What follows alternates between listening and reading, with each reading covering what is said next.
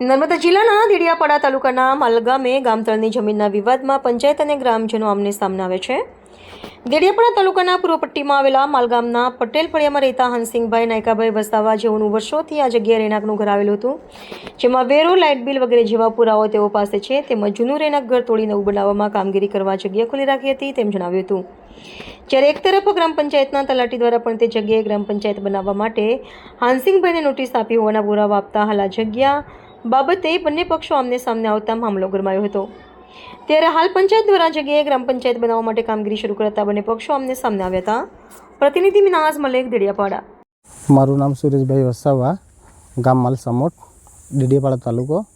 મારે વર્ષોથી આ જમીન આપણે ગામતળમાં આવે છે. તો ગામતળની અંદર અહીંયા ખાડી આવે છે. તો ખાડીની અંદર સ્કૂલ નજીક પડે છે. સ્કૂલમાં છોકરા તણાઈ જતા છે.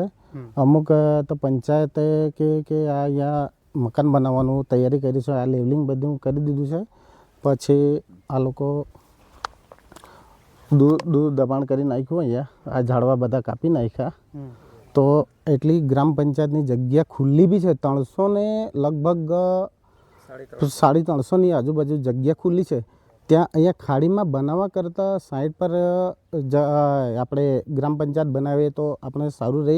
આપણો મસ્ત મોલ બને, કંઈ વ્યવહાર હોય ત્યાં મસ્ત લગ્ન કરી શકીએ. એવી રીતના આપણે ત્યાં વ્યવસ્થિત ગેટ બેટ બનાવીને કંઈ લગ્ન પ્રસંગ હોય તેવી રીતના આપણે બનાવી શકીને આયોજન કરીને એવી રીતના અમે કરવાનો માંગ છે અમારા ગ્રામજનોનો. આ સરપંચશ્રીઓ કહે છે કે આ અહીંયા જગ્યા છે તો આવી રીતના ખાડીમાં બનાવવાનું છે અમારે ને અહીંયા જ બનાવવાનું છે. ને એ લોકોની જગ્યા છે ત્યાં સામે આ ગામ તળું લાગે છે. તો ત્યાં આપણે મસ્ત વ્યવસ્થિત બનાવીએ એનો મસ્ત ગાડી પાર્કિંગ થાય એવી રીતના અમારે કહેવાનો મતલબ છે. અને અમારે આ ઘરવેરો ભરીએ, અમારી મોટર છે અહીંયા સામે, અમારા ઘરવેરો છે, બધું જ છે અમારી જોડે. તો અહીંયા ખાડીમાં છોકરાને આપણે વિચારવો જરૂરી છે અહીંયા, એવો આપણે કહેવાનો મતલબ છે. બોર તમારો છે? હા, આપણો જ છે બોર. વસાવા હંસિંગભાઈ.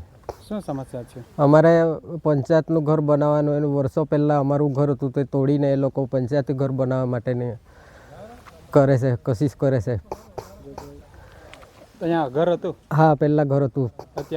અત્યારે નથી. એક તો ખાડી આવે છે ને ખાડીમાં બહુ મોટી ખાડી અને નજીકમાં પ્રાથમિક શાળા છે, ત્યાં છોકરાઓ તણાઈ જાય એવી પરિસ્થિતિ છે. આ જગ્યા કોની છે?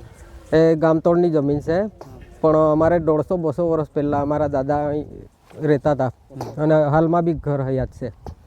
ઘરવેરો ભરો છો? હા, ભરીએ છે ને ઘરવેરો. ઘર કોણે તોડ્યું?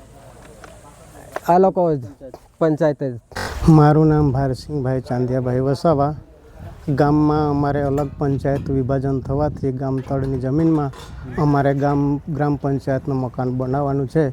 પણ આની બાજુમાં જે હંસિંગભાઈ નાયકાભાઈ એની બાજુમાં ઘર આવેલું છે એ દબાણ કરી રહ્યા છે. તો એ દબાણ બાબતે અમે છેલ્લા 3 વખતથી અમે લેખિત નોટિસ પણ આપી છે કે આ બાબતે તમારી જોડે કોઈ એ બાબતે કોઈ આધાર પુરાવો હોય તો તમે રજૂ કરી શકો છો.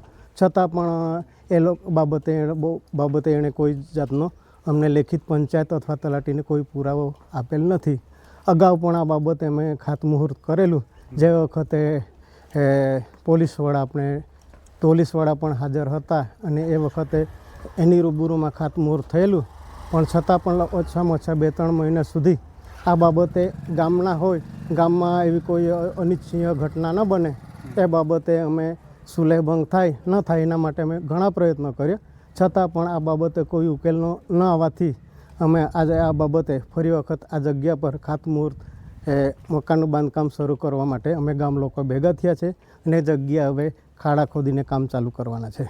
મારું નામ નરેન્દ્રભાઈ પારસિંગભાઈ વસાવા. આજ ગામના હું એક સામાજિક આગેવાન છું અને ઘણી વખતથી ગ્રામ પંચાયત વિભાજન માટે આખું ગામે ભેગા થઈને આ ગ્રામ પંચાયતને લડત આપીને આ ગ્રામ પંચાયતમાં વિભાજન થઈને આ ગ્રામ પંચાયત સ્વતંત્ર ગ્રામ પંચાયત મળી છે.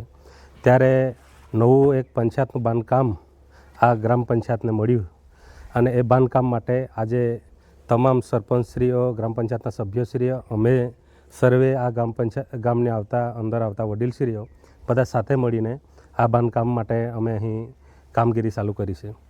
અને આગળ પણ પંચાયત દ્વારા સરપંચ દ્વારા એમનું બોડી દ્વારા નોટિસ આપવામાં આવેલ હંસિંગભાઈ નાયકાભાઈ વસાવાને 3 નોટિસો આપવામાં આવેલ હતી.